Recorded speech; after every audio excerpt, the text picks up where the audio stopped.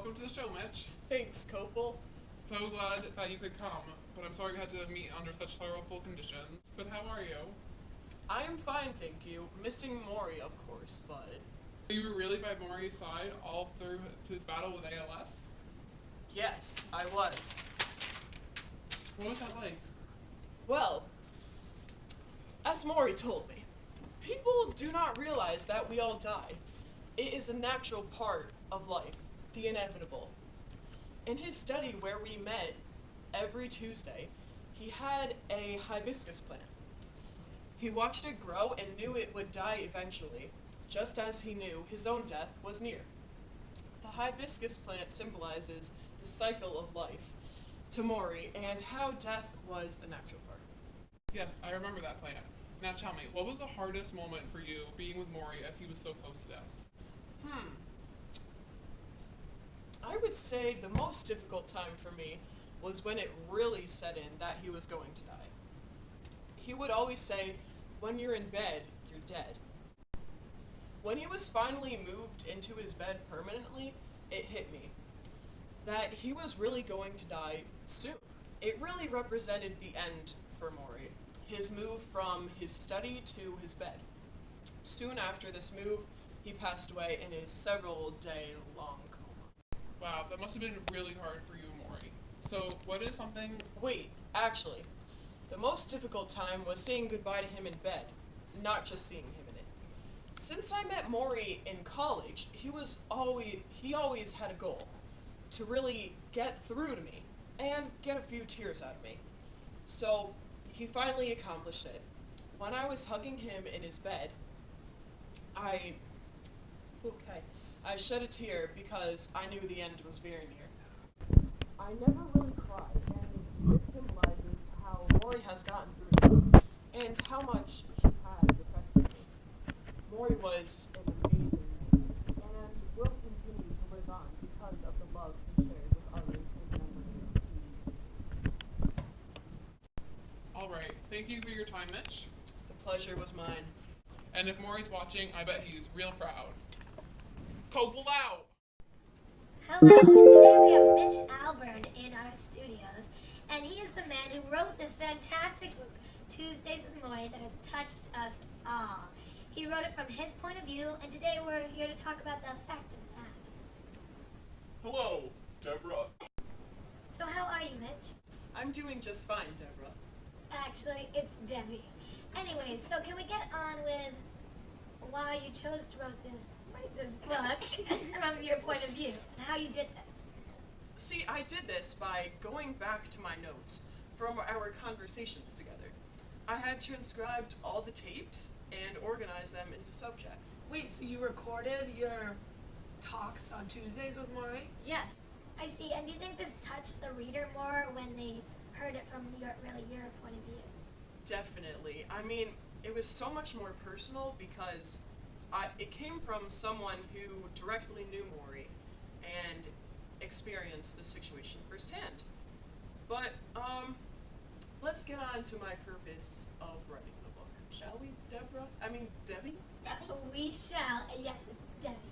My purpose was to help Maury pay his medical bills, but also it was one small act of kindness in return for the countless acts he had shown and given me. And finally, it was just to keep opening eyes about ALS. Alright, well thank you, Mitch. And Mitch's book, Tuesdays with Maury, can be found at most book-selling stores. Thank you so much. It's been a pleasure. Same here, Debbie. Okay, are you ready to review Tuesdays with Maury? Sure, what did you like? I really like the tone because it was so basic. The narrator, Mitch, wrote about his former professor, Maury. And Mitch is very loving and adoring towards Maury. And when he discovered that he was diagnosed with ALS, the tone of the book shifted. And ALS caused Maury to gradually slip into death. And as the book goes on, Maury slowly gets worse and worse, which causes tension in the book. And when Maury's body deteriorates and ends up passing away, the tone is much more sad and makes you appreciate your life and your health. The tone just slowly gets more sorrowful as the book goes on. I completely agree with you. The tone was very sorrowful, especially at the end. What I really liked about the book were some quotes that I found.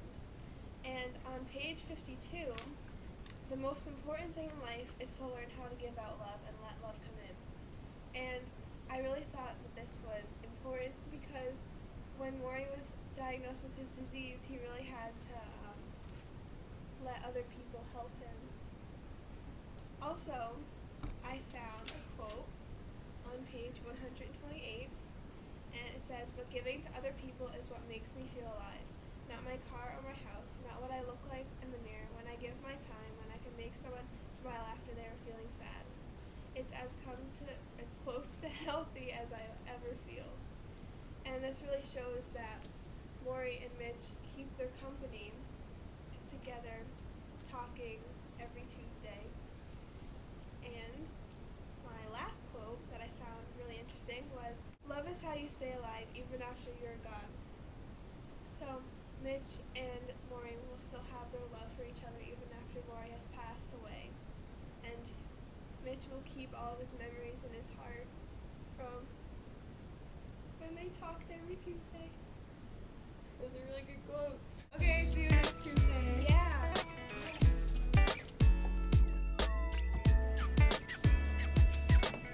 Hi, Mitch. Hi, Stephanie. Pretty excited for discussion? Yeah. Alright, do you want to talk about the purpose? Sure. Okay. Well, I think the overall purpose of the book is to show readers how important it is to be grateful for what you have and to appreciate your life. Most people don't think about that every day. As you get closer to dying, you start to appreciate the little things in life and realize all the great things you had. And a quote that Maury says on page 40, he says, "Life is a series of pulls back and forth. You want to do one thing, but you are bound to do something else. Something hurts you, yet you know it shouldn't. You take certain things for granted, even when you should never take anything for granted." And this quote just explains that you need to appreciate everything you have and don't take anything for granted. And you should be thankful that you are healthy and that you can even get up and walk, because Maury can't. I agree with you. I really liked when Maury said the way you get meaning into your life is to devote yourself by loving others, devote yourself to your community around you, and devote yourself to creating something that gives you purpose and meaning. This quote really shows that when you're alive and healthy, you have to live it to the fullest by getting involved in things and cherishing the people that are around you. Now that Maury is dying, he is more grateful for the people who love him. That's a good point.